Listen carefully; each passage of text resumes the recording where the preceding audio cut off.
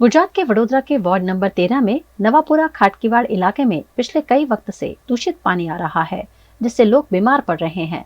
लेकिन कॉरपोरेशन है कि कोई कार्यवाही नहीं कर रहा है। वडोदरा शहर में कोलेरा की बीमारी भी फन उठा रही है और इसी बीच बदबूदार और दूषित पानी की समस्या से यहाँ के लोग परेशान हैं। समस्या का जायजा लेने वार्ड नंबर 13 के कांग्रेस नगर सेवक बालू सुरवे मौके पर पहुंचे और समस्या का निवारण नहीं होने पर कॉर्पोरेशन पर मोर्चा ले जाने की बात कही।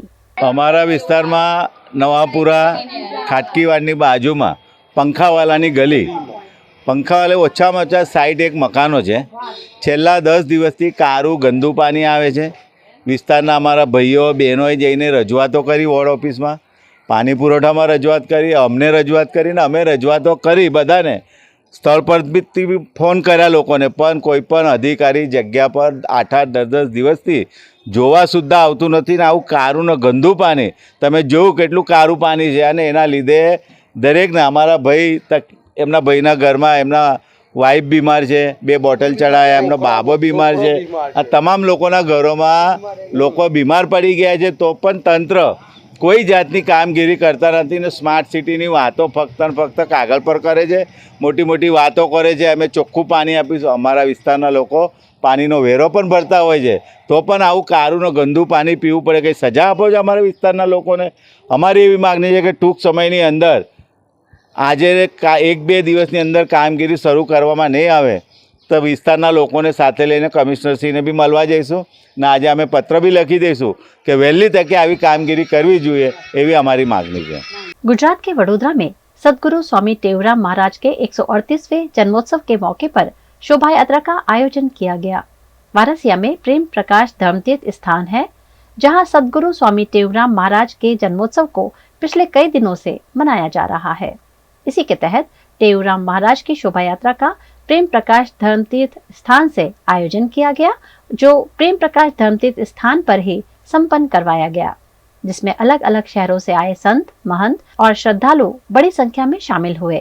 इस शोभा यात्रा में अलग अलग वेशभूषा आकर्षण का केंद्र बनी। वहीं पुलिस और ट्रैफिक विभाग द्वारा भी यात्रा के आयोजन की सुचारू व्यवस्था की गई। जगह जगह शोभा यात्रा का स्वागत भी किया गया।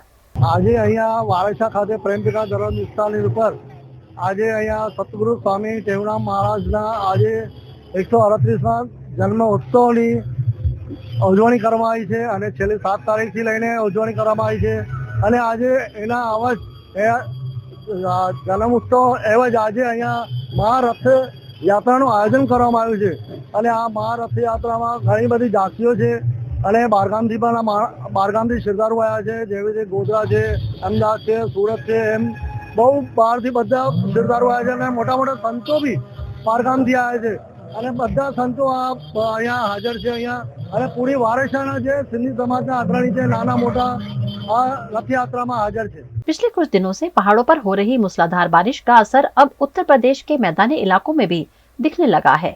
प्रदेश की प्रमुख नदियां उफान पर हैं या खतरे के निशान को पार कर चुकी हैं, जिससे सैकड़ों गांव बाढ़ की चपेट में आ गए हैं और जनजीवन अस्त व्यस्त हो गया है।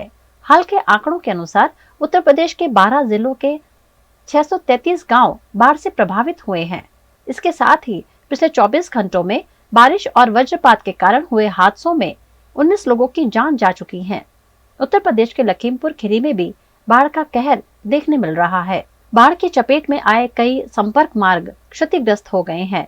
तेज बहाव के चलते भीरा पलिया मार्ग खराब हो गया है। निगासन पलिया मार्ग भी क्षतिग्रस्त हुआ है, जिससे प्रशासन ने दोनों मार्गों पर आवाजाही पर रोक लगा दी है। पलिया के संपर्क मार्ग के टूटने से लोगों को कई सारी दिक्कतों का सामना करना पड़ रहा है।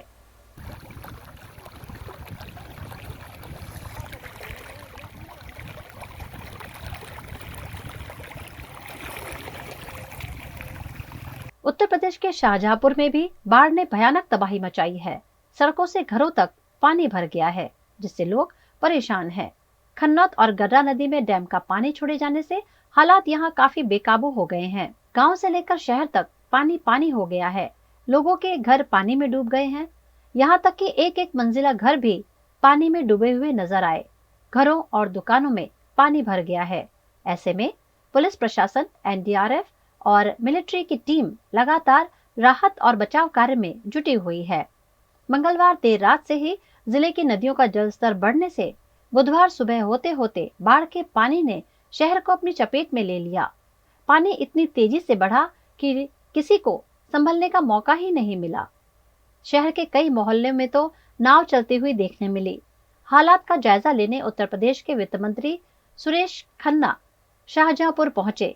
उन्होंने डीएम के साथ बाढ़ग्रस्त क्षेत्र का दौरा किया और राहत बचाव में कोई भी कमी नहीं होने के निर्देश भी दिए। डीएम उमेश प्रताप ने भी बाढ़ग्रस्त क्षेत्र का निरीक्षण करते हुए राहत सामग्री लोगों तक पहुंचाई।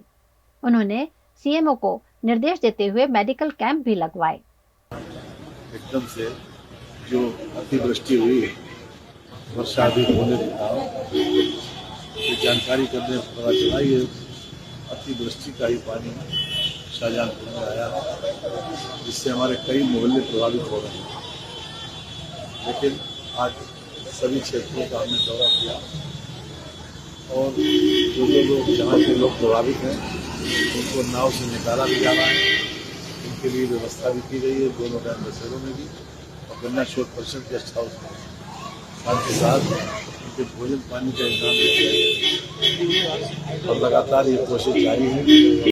गुजरात के वडोदरा में नगर प्राथमिक शिक्षा समिति के उपाध्यक्ष पद पर सर्वसम्मति से जिग्नेश सोनी का नाम सामने आने पर उनका नामांकन कराया गया। लोकसभा चुनाव से सांसद बनने पर नगर प्राथमिक शिक्षा समिति के उपाध्यक्ष पद से डॉक्टर हिमांग जोशी ने इस्तीफा दिया था। अब एनपीएसएस के खाली पद पर जिग्नेश सोनी के नाम का ऐलान हुआ है। कांग्रेस की तरफ से कोई नामांकन दर्ज नहीं हुआ था। ऐसे में जिग्नेश सोनी को निर्विरोध शिक्षा समिति का सदस्य घोषित किया गया है, जिससे उनके समर्थकों में खुशी का माहौल है। પાર્ટીએ જે કંઈ જવાબદારી આપી છે, જે વિશ્વાસ મૂક્યો છે એને હું ખૂબ સારી રીતે નિભાવીશ અને પાર્ટીએ જે એ જવાબદારી આપી છે ખૂબ સારી રીતે નિભાવીશ અને પાર્ટીના જે કંઈક વિચારો છે શિક્ષણ અંગેના એ વિચારોને સુદૃઢપણે આગળ વધારવા સમિતિના સૌ સભ્યોને પૂરક બનીને આગળ વધીશ। गुजरात के कच्छ में कांग्रेस की कार्यकारिणी बैठक आयोजित की गई, जिसमें कांग्रेस के गुजरात राज्य प्रभारी मुकुल वासनिक उपस्थित रहे। इस बैठक में 8 प्रस्ताव भी पारित किए गए। लोकसभा चुनाव के बाद कांग्रेस के प्रदर्शन को लेकर भारतीय जनता पार्टी सख्ते में है। ऐसे में गुजरात में कांग्रेस पार्टी को मजबूती देने पर अब खुद राहुल गांधी जोर दे रहे हैं, जिसके तहत अलग अलग जिलों में कार्यकारिणी बैठक आयोजित कर संगठन को मजबूती दी जा रही है। भारतीय जनता पार्टी को चुनाव के परिणामों से एक जबरदस्त झटका लगा है। भारतीय जनता पार्टी जहां पर अपने नापाक इरादों को लेकर इस मुल्क में संविधान को बदलने के लिए निकली हुई थी, उसे हार का सामना करना पड़ा।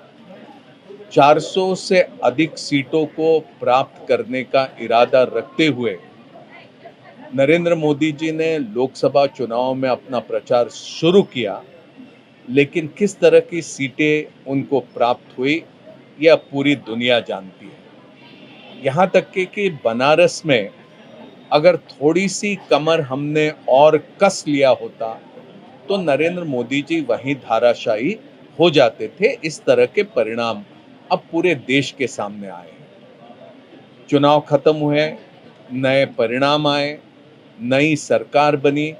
पिछले 10 साल तक के मोदी सरकार थी, अब एनडीए सरकार बनी है।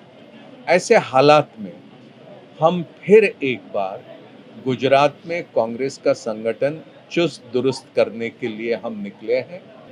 आप अच्छे से जानते हैं कि भारतीय जनता पार्टी का लक्ष्य सिर्फ किसी ना किसी तरह से सत्ता हासिल करने का रहा है। गुजरात मॉडल की दुहाई नरेंद्र मोदी जी पूरे मुल्क को 2014 में दिया करते थे, लेकिन दुर्भाग्य ये है कि गुजरात जैसे प्रांत में जो एक प्रगतिशील विचारधारा रखने वाले लोगों का बना हुआ ये एक प्रदेश है, इसमें ऊना की घटना होती है, 8 साल हो जाते हैं, लेकिन वहाँ अब तक न्याय नहीं मिला। सूरत में घटना घटती है, वडोदरा में घटना होती है, राजकोट में, अहमदाबाद में, ऐसे तमाम इलाकों में लोग अनेक त्रासदियों से गुजरते हैं, लेकिन न्याय उन तक नहीं पहुंचता। ये दुर्भाग्य है। हमारा प्रयास रहेगा कि जिस तरह से राहुल गांधी जी ने मोहब्बत का पैगाम लेकर पूरे मुल्क को फिर एक साथ एक तरह मजबूत करने का प्रयास किया है, उसी संदेश को लेकर हम आगे चलेंगे। राहुल गांधी जी ने ललकारा है, लोकसभा में नरेंद्र मोदी की आंखों में आंखें डालकर कह दिया है कि आने वाले समय में गुजरात में हम भारतीय जनता पार्टी को शिकस्त देंगे। राहुल गांधी जी का संदेश हम सब स्तरों पर पहुंचाएंगे और उसे पूरा करके दिखाएंगे। गुजरात के वडोदरा जिले के प्रसिद्ध तीर्थधाम चांदोद में मगरमच्छ द्वारा पशुपालक को खींच लिए जाने की खबर सामने आई है, जिसमें शिनोर गांव से गुजरती ओरसंग नदी में पशुपालक को नदी के तट से मगरमच्छ ने पानी में खींचकर मौत के घाट उतार दिया। विश्वामित्री नदी की तरह ओरसंग नदी में भी बड़ी संख्या में मगरमच्छ रहते हैं, जो कई बार हिंसक भी हो जाते हैं।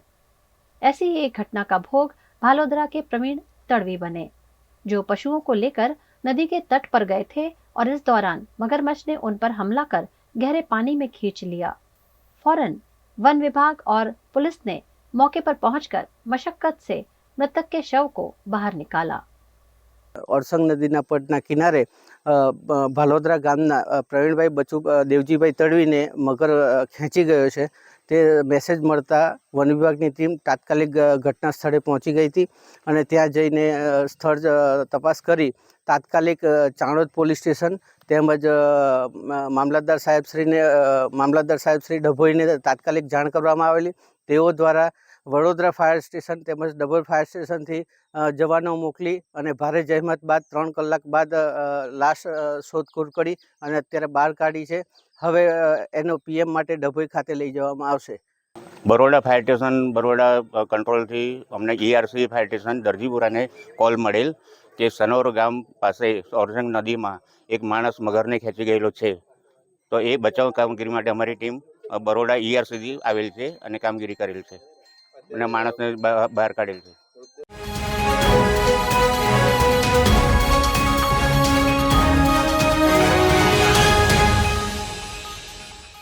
गुजरात राज्य में इन दिनों बरसाती माहौल देखने मिल रहा है। इसी बीच गुजरात के प्रथम ज्योतिर्लिंग सोमनाथ मंदिर पर सीजन की पहली बरसात दर्ज हुई है, जिसके चलते यहां अद्भुत माहौल देखने मिला। साक्षात इंद्रदेव ने जैसे कि यहाँ महादेव का अभिषेक किया हो, ऐसा अद्भुत दृश्य देखकर यहाँ दर्शन के लिए आए भाविक भक्त भी अभिभूत हुए।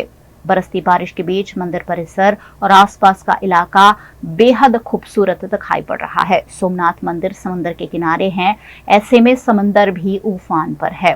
सोमनाथ मंदिर 12 ज्योतिर्लिंग में सबसे पहला है। पवित्र प्रभास भूमि पर इंद्रदेव की अमी स्वरूप बरसात से पवित्र जल से सोमनाथ मंदिर का अभिषेक हुआ है, जिससे भक्तों में अनोखा उत्साह देखा गया।